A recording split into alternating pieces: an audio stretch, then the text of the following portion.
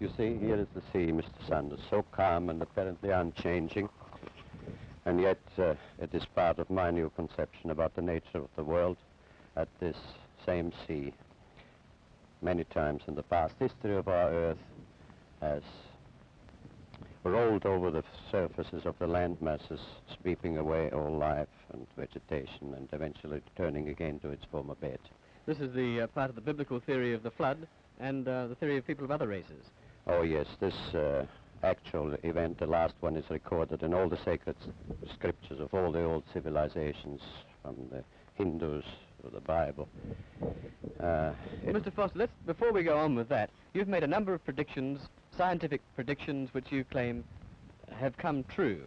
Now, what are those predictions, and how do you make this claim? Well, they are all based on the new notion that the physical invariance principles of contemporary science are invalid. And I stated this first in a manuscript reviewed in Australia in 1954. And the validity of this statement was confirmed finally last year at Princeton, when the principle of time reversal invariance was found to be invalid. Well, who accepts the fact that you have made these predictions accurately? Well, the facts as such are undeniable and must be accepted because they're documented.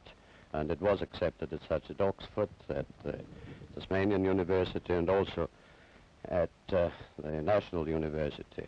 The facts as such are accepted, but the explanations and the new views as yet are not.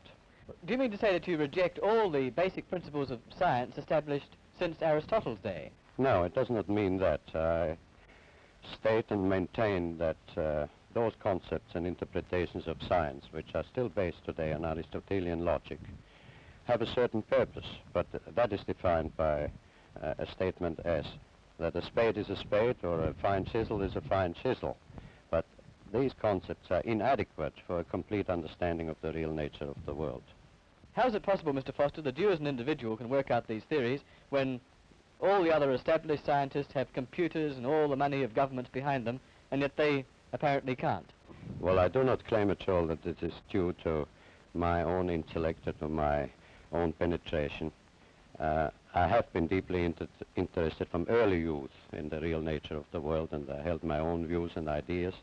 But many years ago, about 14 years ago, when I was challenging one of the fundamental conventional principles of science, I had a definite inspiration, not knowledge as such, but an indication and a guidance which I followed and which I worked very hard and to evolve into a new structure of understanding.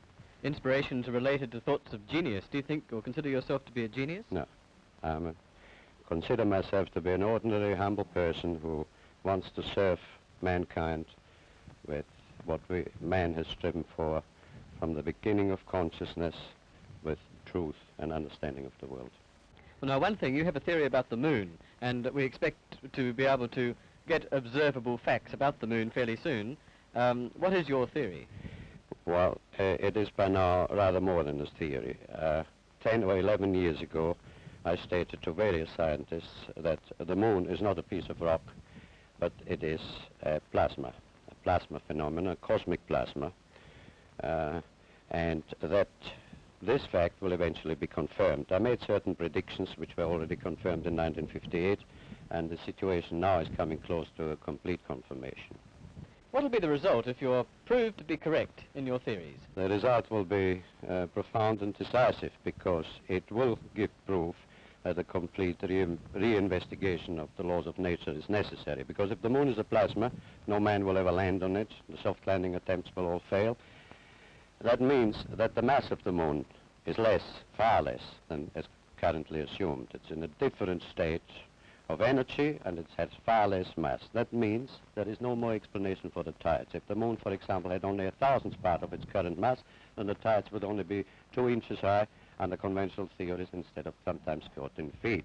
And that means that if it is proved that the moon is a plasma, then all gravitational theories are out, and a new concept of the cosmos and of its laws has to be evolved.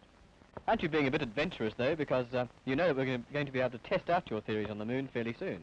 Well, not anymore. 11 years ago, of course, it was rather taking a risk. I was considered a lunatic, of course, but by now the evidence, accumulated evidence, is already so much in my favor and I'm not taking any risks anymore. On the contrary, there is scientific views expressed all over the world now that the moon seems to be of a quite different nature of what was assumed.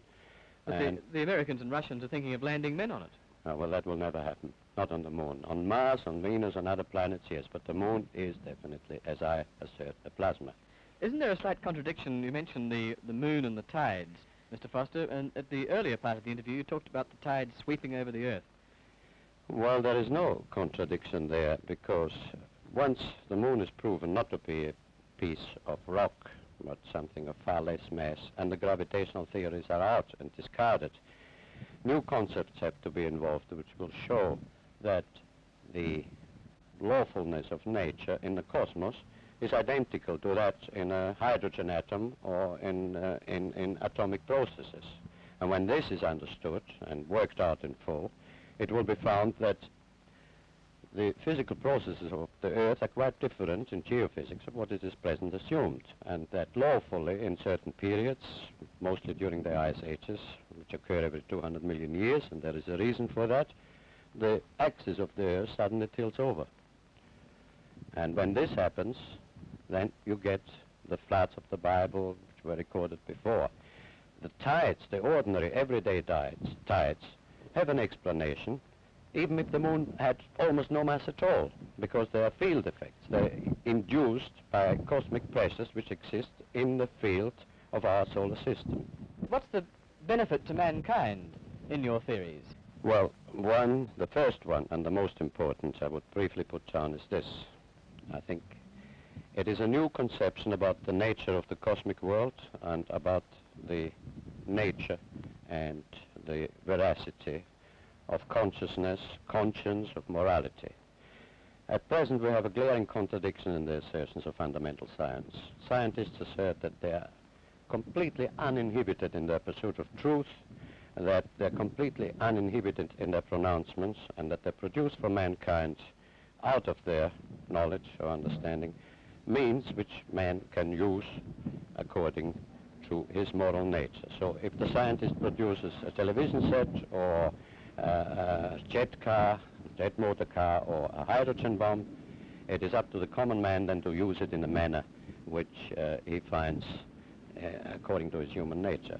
Yet, the very same processes of dialectics of science also declare that morality, concept of man's moral nature, is an illusion, that it is merely behaviorism or something due to conditioned reflexes or to herd instinct, and this, of course, is a contradiction which must be resolved and must go out. And it will be found as a consequence, what I had the privilege to see and to experience in my mind, that there is a moral law in the universe in which we partake and which is binding on us and which is decisive on our future.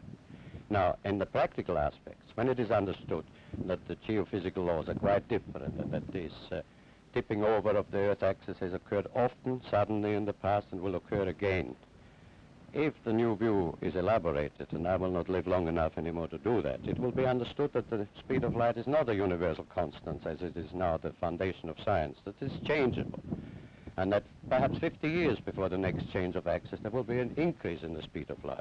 And if scientists will work out why and how, then there will be sufficient warning that mankind can prepare itself. Instead of building atom bomb shelters and hydrogen bombs by the millions, we will build provisions of making humanity floatable and to survive this crisis. So it comes again to the age-old concept that truth is the guidance, the hope, and the directive of the human mind, and that man must strive to understand and to know the real nature of the world.